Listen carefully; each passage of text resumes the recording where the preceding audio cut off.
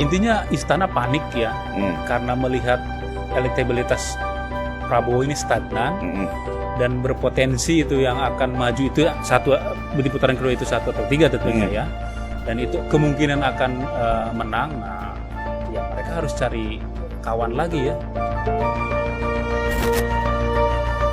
Jadi kalau dari data-data yang kita miliki, ada sekitar 45% masyarakat akan cenderung mengikuti kemana pilihan dan kecenderungan politik Jokowi di 2024.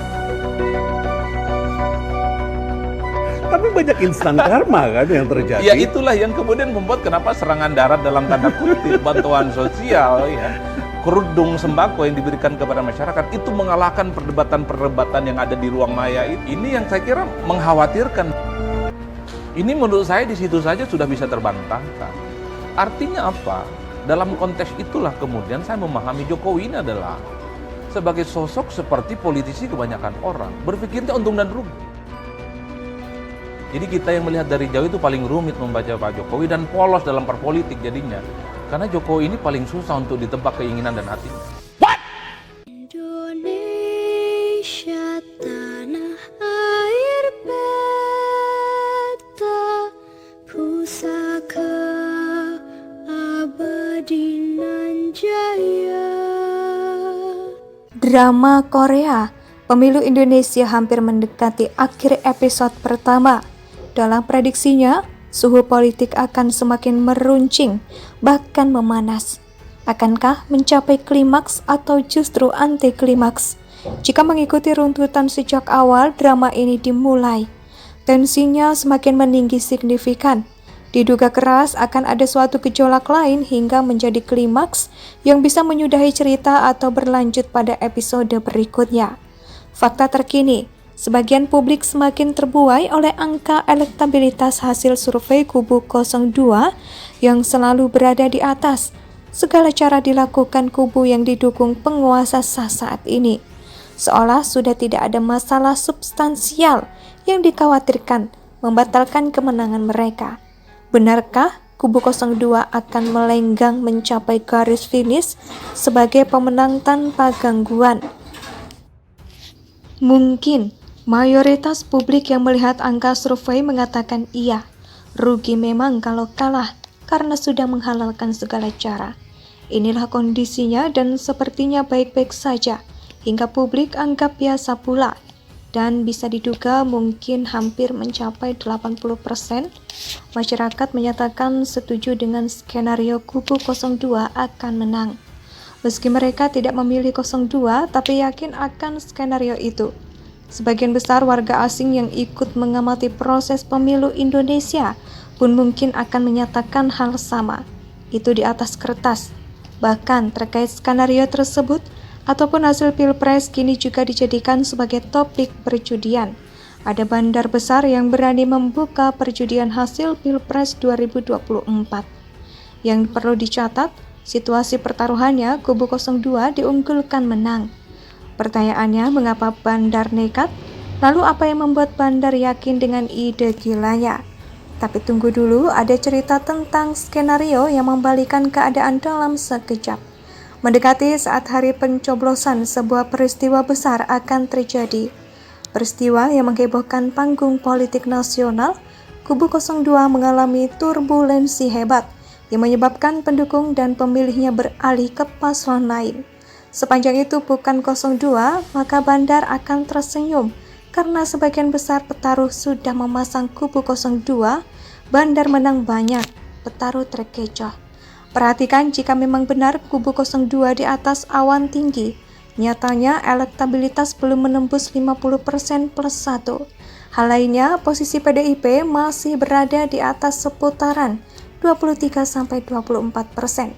Tidak mengalami penurunan, padahal dinyatakan banyak suara PDIP lari ke Jokowi.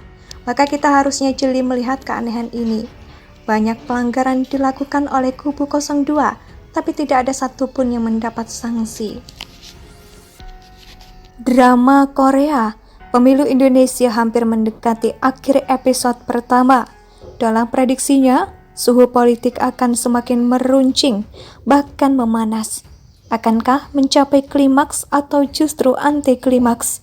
Jika mengikuti runtutan sejak awal drama ini dimulai, tensinya semakin meninggi signifikan. Diduga keras akan ada suatu gejolak lain hingga menjadi klimaks yang bisa menyudahi cerita atau berlanjut pada episode berikutnya. Fakta terkini, sebagian publik semakin terbuai oleh angka elektabilitas hasil survei kubu 02 yang selalu berada di atas. Segala cara dilakukan kubu yang didukung penguasa sah saat ini. Seolah sudah tidak ada masalah substansial yang dikhawatirkan membatalkan kemenangan mereka. Benarkah kubu 02 akan melenggang mencapai garis finish sebagai pemenang tanpa gangguan? Mungkin mayoritas publik yang melihat angka survei mengatakan iya, rugi memang kalau kalah karena sudah menghalalkan segala cara. Inilah kondisinya dan sepertinya baik-baik saja hingga publik anggap biasa pula. Dan bisa diduga mungkin hampir mencapai 80% masyarakat menyatakan setuju dengan skenario kubu 02 akan menang. Meski mereka tidak memilih 02 tapi yakin akan skenario itu. Sebagian besar warga asing yang ikut mengamati proses pemilu Indonesia pun mungkin akan menyatakan hal sama. Itu di atas kertas. Bahkan terkait skenario tersebut ataupun hasil pilpres kini juga dijadikan sebagai topik perjudian. Ada bandar besar yang berani membuka perjudian hasil pilpres 2024. Yang perlu dicatat, situasi pertaruhannya kubu 02 diunggulkan menang. Pertanyaannya, mengapa bandar nekat? Lalu apa yang membuat bandar yakin dengan ide gilanya? Tapi tunggu dulu, ada cerita tentang skenario yang membalikan keadaan dalam sekejap. Mendekati saat hari pencoblosan, sebuah peristiwa besar akan terjadi. Peristiwa yang menghebohkan panggung politik nasional, kubu 02 mengalami turbulensi hebat yang menyebabkan pendukung dan pemilihnya beralih ke paslon lain. Sepanjang itu bukan 02, maka bandar akan tersenyum karena sebagian besar petaruh sudah memasang kubu 02, bandar menang banyak, petaruh terkecoh. Perhatikan jika memang benar kubu 02 di atas awan tinggi, nyatanya elektabilitas belum menembus 50% plus 1.